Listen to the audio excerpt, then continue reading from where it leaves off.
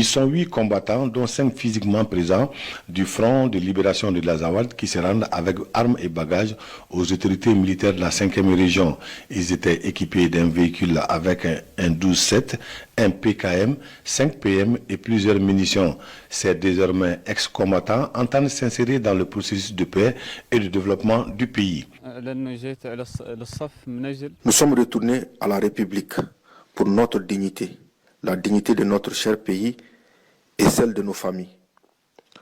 Nous sommes là à cause du respect de l'héritage que nous ont laissé nos ancêtres.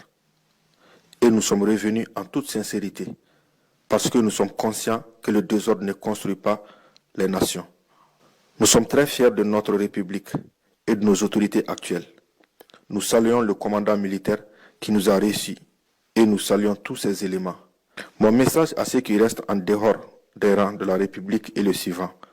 Si vous avez de la dignité, retournez dans votre pays. Quittez la rébellion et le banditisme. Quittez les rangs des trafiquants de drogue, des criminels et des terroristes.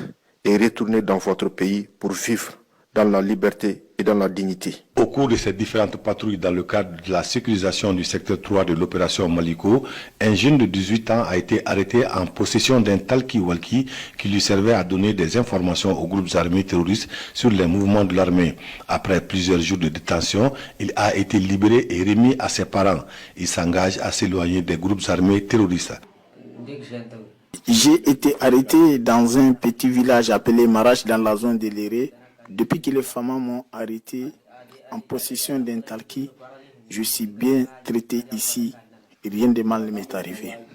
Le message que je lance aux jeunes, c'est de cesser de suivre ces groupes armés terroristes et de revenir vers l'armée, de les aider dans la mission pour instaurer la paix et la stabilité vers un Mali uni et fort. Une autre dame et son père ont été arrêtés en possession d'armes de guerre et de moyens de communication. Les femmes nous ont arrêtés, moi et mon père, en possession d'un talki et d'une arme de guerre. Depuis qu'on nous a menés ici, nous sommes bien traités, rien de mal ne nous est arrivé jusqu'à présent.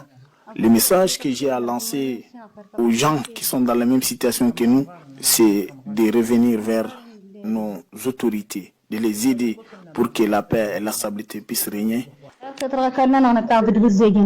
Cette reddition et différentes actions survenues dans le secteur de l'opération Maliko prouvent à suffisance que le travail des hommes sur le terrain est en train de porter fruit et s'inscrivent en droite ligne des objectifs fixés par la hiérarchie militaire dans le cadre de la lutte contre le terrorisme. Par rapport à cette action, c'est une initiative salutaire qui est encouragée au plus haut niveau par les plus hautes autorités.